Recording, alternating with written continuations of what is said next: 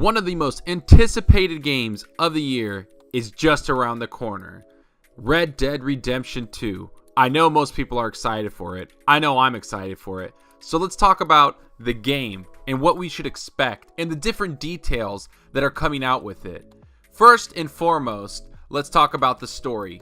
This is a prequel, people. It's a prequel to Red Dead 1. It's set in the year 1899, as one of the trailers pointed out. We play as Arthur Morgan, who is part of Dutch's gang, called the Van der Linde Outlaw Gang. And you're mostly Dutch's right-hand man. If you remember, Dutch is the same guy you were going after in Red Dead Redemption 1. He's one of the main characters and pretty much your boss. But he's part of the Van der Linde gang, and you're his right-hand man right there, going through robberies with him, heists, all sorts of stuff. He's very prominent in the trailers, as you see, and he has history within the franchise from when we found him in Red Dead 1. So, we won't be seeing him in any sequels if you remember and you played Red Dead Redemption. Next, to go along with that Van der Linde gang, your gang is like your family. You need to take care of your gang. If they need supplies and you should provide it, they'll remember that and accept you more. But let's say you don't want to give them the supplies and you keep it for yourself. Gang members will call you out for that. It's a fluid relationship. You're with a bunch of outlaws. You're surrounded with a group of people that you rob, kill, steal, all kinds of different outlaws that have questionable morals. So make sure you treat them like a family. You'll be at your gang hub. You'll need to talk to them. You'll need to find out history about them. And you'll also need to find out what's needed around the camp. It is such a different dynamic that we've never seen Rockstar tackle. And not only will you have to bond with your gang members, you have to bond with probably the most important side character in the game, your horse.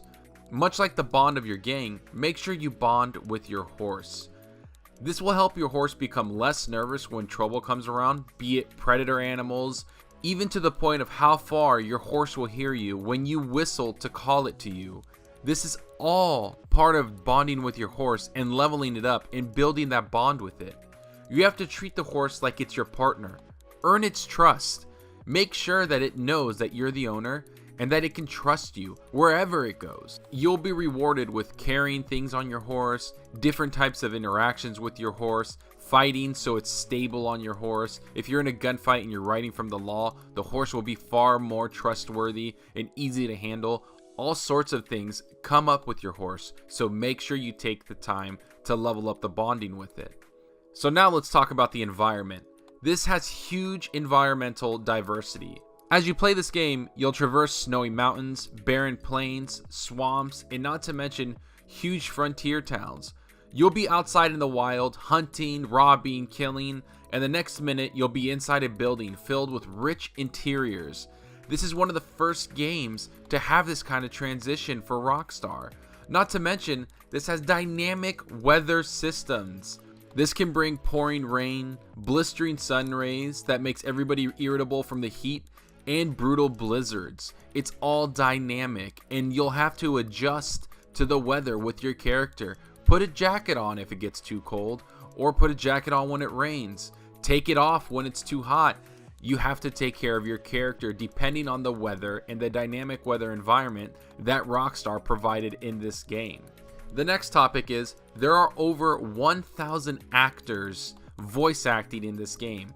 Every single NPC you run into has a backstory and a voice actor dedicated to it. They have places to go and are extremely fleshed out. Everyone you run into as an NPC is a potential interaction ready to become something more. Everyone in the town will remember you if you show up bloody or if you smell. Every interaction with random NPCs has a cause and effect. If you scare someone with a gun and people saw that, the law will be after you. It's extremely detailed. Not to mention, Rockstar has hinted that if you interact with a lot of people, you'll de-escalate situations or raise them and fight them and maybe even kill them. Or it could start another interaction that requires a story mission. It's all extremely fluid and natural feeling in Red Dead. That's what Rockstar was trying to do. And with that interaction, make sure you take care of your character.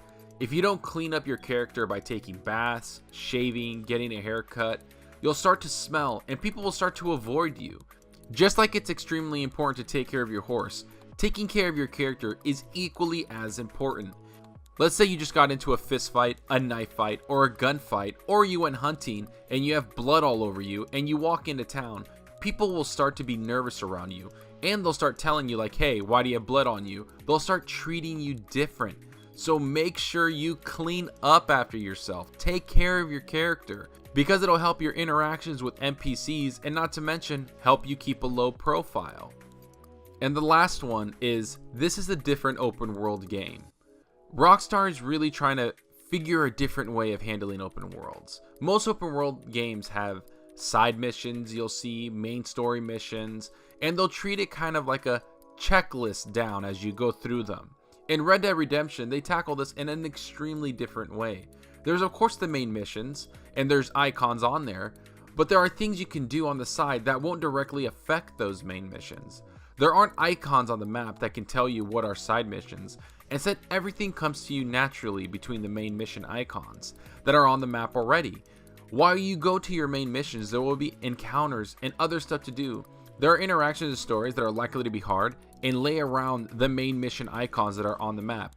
Interactive experiences as the main mission stories are progressing will start coming around you, so don't pass them up. This is a different type of open world game.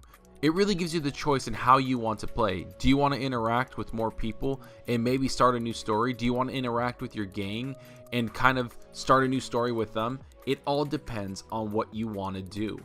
Rockstar is really doing something unprecedented, and if you listen to everybody that's played the game, it really seems like it's a different type of game. Well, everybody, I hope you enjoyed the video. I hope you enjoyed the little details that we have about Red Dead Redemption 2. I'm looking forward to this game exponentially, and I hope you are too. So like always, if you enjoyed the content, please leave a like, hit the subscribe button, and follow me on Twitter at Shocked87. I love all the interactions I have with gamers. So please go in the comments section, tell me what you think about Red Dead Redemption 2. And like always, everyone, enjoy your gaming. I'll talk to you later. Have a good one. Bye.